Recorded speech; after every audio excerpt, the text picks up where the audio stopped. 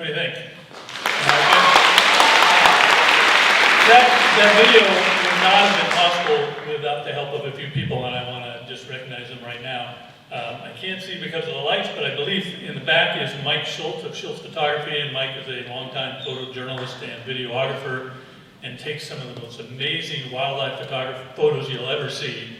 He was instrumental in producing all of this. And did you notice that he found drone footage of the construction from 1995? Did you notice that? Okay, it wasn't this cool, but we thought it was good.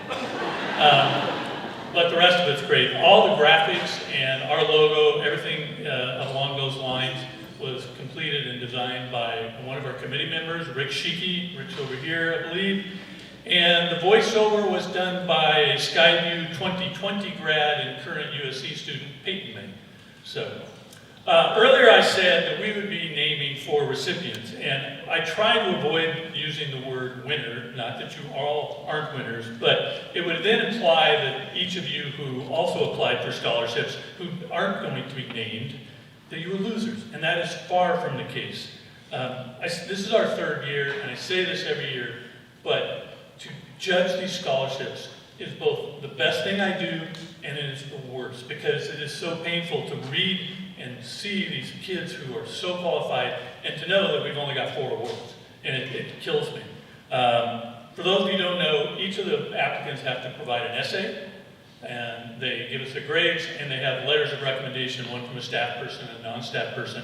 We then take those, the applications, we put them, everybody grades them, each part is weighted, we put it into a spreadsheet, and it tells us who the leaders are, and then we get together and we have a discussion, because it isn't just who led in points. We have a discussion among our group, and we try and come to a consensus. If we can't come to a consensus, we try and come to an agreement, try not to hurt each other's feelings. It's not always possible, but we think it's a good process, and it really means that we've given it a lot of thought. The thing about some of you not getting awards is that you're not losers. You know, I follow the Seahawks, and many times at a press conference, Pete Carroll will say, "We didn't lose, we just ran out of time." Well, for all of you who applied and will not get an award tonight, you didn't lose, we just ran out of money, okay? And I hate that. So, I would like, if you did apply for a scholarship tonight, or during the time, and we'd like you to all stand for those who did apply. If you would stand up, please. We have over 45, I think we have 45 applications. That's a net of probably 35, you can sit down, 35 kids, because many of them apply to multiple categories. They can't win multiple, but they can apply. Speaking of money, our goal for 2024 is 5 scholarships. And based on a few things I've seen tonight, I think if we can do that, we might want to look at STEM as a category. I think that'd be an excellent thing. For all of you parents, I know right now that you've got a lot of money going out. You have grad parties, you have graduation gifts, right? You're looking at college, and if you're like us, we have a daughter in college, and money just kind of bleeds away, right? I know that. But our daughter is at USC. It's the school she wanted to go to, and she wouldn't have gone to that school. She would not have been in that school if it hadn't been for her experience here. And so for any of you who value your students' experience here at Skyview, and you'd like to show that appreciation, we've made it really easy to find the donate button on the website. It's either skyviewscholarships.org or stormscholarships.org. We have them both. So if that's something you want to do, go ahead and do that. Mr. Brands, who I remember from 30 years ago playing basketball with him and beating him up at Lakeshore Athletic Club, but he would tell you, I'm sure, of the math, is if everybody here would even give $10, we'd be well on our way to funding this scholarship. So, just a little plug. I'll thank any of you in advance for consideration. And the last thing, one other thing, regarding donations. There's a gentleman over here, his name is John Driver. Kind of want to wave there, John, if you will. Just to give you an idea of the kind of people in the community, John lives about a block away from here. I don't think he's got any kids or grandkids who have been in the school, at least up to this point. But he walked in one day, and his wife had worked in schools, and he thought he wanted to honor her memory. She had recently passed. And he walked into the school and he said, "What can I do to help?" and they pointed him in my direction, and he gave us a substantial amount of money and really kick-started us a year and a half ago. So he's here tonight, and I appreciate if you give him a hand.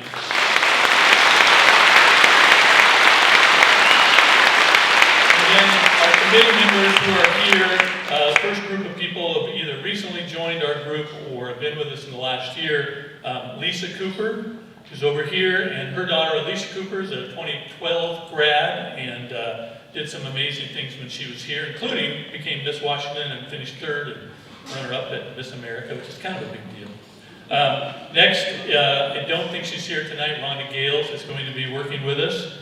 She has one student who graduated, and I think she's got another somewhere in the, I think it's going to be a junior this next year. Sherry Backus is over here, and Sherry is a longtime educator and recently retired associate principal at Geyser Middle School, and also is the director of Miss Clark County, which is, again, part of the Association of the Miss America, and her claim to fame is she has 2 national title holders, which is a pretty big deal in here. Paul Scarpelli has recently joined us, and his family is certainly no stranger to education. His father was a professor at Clark College for 38 years, and I asked him, could I refer to him as a legend? He said, well, you don't know him, so maybe not, but I'm thinking he's probably a legend. And then another person who's not here tonight, Lucas Bardou, who is actually our first Skyview graduate, class of 1989, has been with us. So that's really great. And the last 3 people have been with me from the start. When I called them a few years ago and said, hey, you willing to help me do this? And they all just agreed, partly because they knew I would hound them if they didn't. But there's Rick Sheeky, who I've already mentioned, who's over here. Diane Berg, who I know is hopefully going to come here late. I haven't seen her. Oh, they're here, over there somewhere. Diane had 3 kids graduate from Skyview, and I believe they were in band and orchestra, maybe not orchestra, but choir, I know that. And then Rick Taylor, who lives in the area, doesn't have a child who went to school here, but Rick and I went to WSU together, and we got out, I don't even want to say this, we started work at the Columbia newspaper in June of 1976. So I've known him a long time. So, if you can, all of those people that I've just talked about, please stand.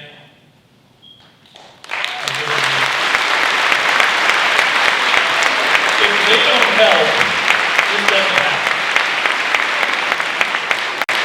Now, this is the toughest part of the night for us, because there's one other individual that I would really have liked to introduce.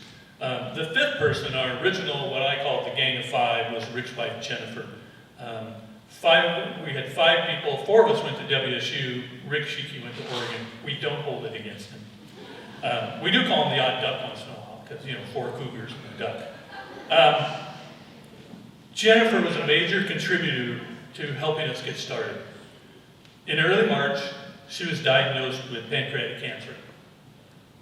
7 weeks, she was gone. It was terribly sad. That group of 5 weren't just members of the scholarship committee. We've all known each other for over 40 years, and the scholarship programs brought us closer together because, we really aren't working, and so it gave us a purpose, which is great. So, you don't know what to do when something like that happens, but for us, we did know what to do. We wanted to add her name to one of the scholarships.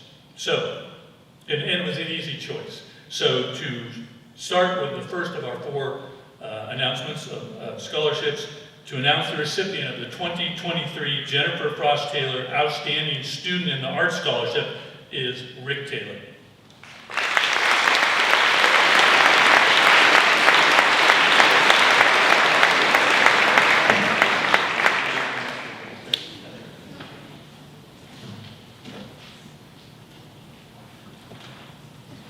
First off, I want to thank the committee for this honor on Jen's behalf. She, I think, passed about 2 weeks before we actually had our meeting to decide on it. Scholarships for the season. But Jen was an art appreciator and art lover. She loved the visual arts. And she had a pretty encyclopedic knowledge of folks who, artists and craftspeople for about the last 100 years who were instrumental in many of great art movements. And she studied those. She was a member of various art associations and organizations, and as well as supported art with a modest collection. And she just adored art. And she would have been so impressed with the person who's getting this art award this evening. The recipient is a teacher, a coach. She is following her quote-unquote arts heart in music as well as dance. And she's just an incredible young lady.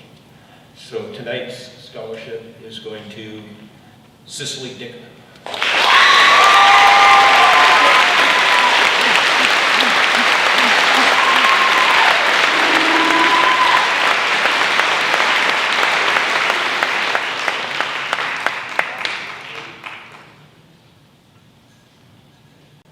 Okay, three more. First one is the Outstanding Transfer Student Scholarship, and this was really one of the genesis of how this came about, because our daughter had transferred to this school, and we just felt like the school embraced her. She had a good career here, and so this is a kind of a cool award for us. This particular person transferred from a really long ways away. And I found a quote from her staff letter recommendation, and this is what the teacher said. "She will succeed at whatever she sets her mind to, bringing positivity to the surrounding environment and be an asset to any program, institution, or team that she joins." So please give a big hand to the recipient of the Outstanding Transfer Student, Michaela Gaines.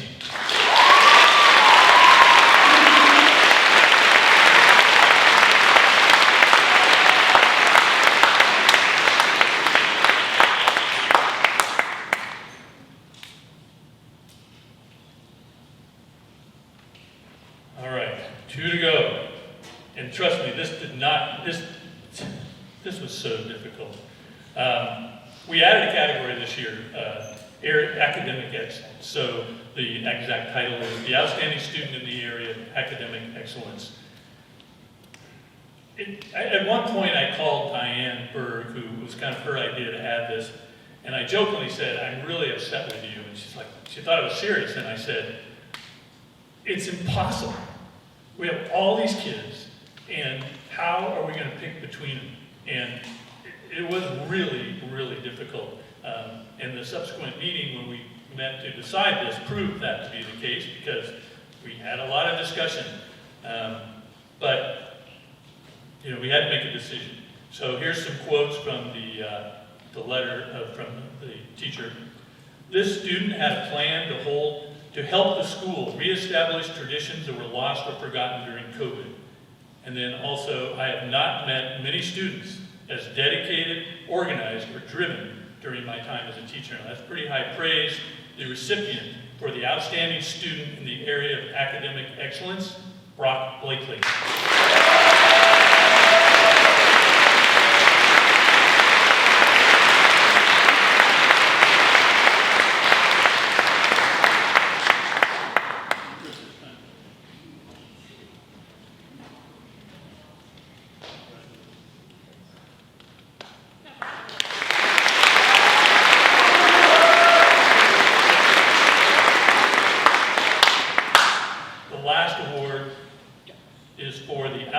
Student in the area of leadership. Again, so difficult to choose. The letter, the staff letter that this student got, in my opinion, we get great letters from the staff. I think this was the best one that I've seen in 3 years. It was detailed. It just led you to the point where you're like going, I get it, this kid's a leader. Couple of the quotes. "I haven't had a student who has been as involved in creating and maintaining a positive culture in the school as," and then they name the name, and I won't say it yet. And then from the student himself, "How can we include everyone? How can we create positive vibes at our school? And how can we make Skyview High School a great place to be? I've spent the last 3.5 years trying to come up with answers to those questions and then putting those ideas into action. I'm very happy to name the recipient of the Outstanding Student in the Area of Leadership is Sam Shepard.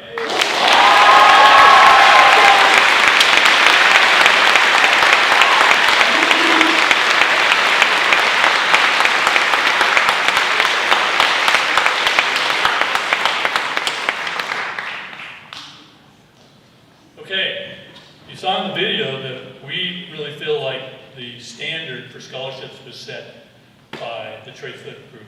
And I hope, I haven't seen them, but Jim and Lee Foote, are you here? Ah, there you are.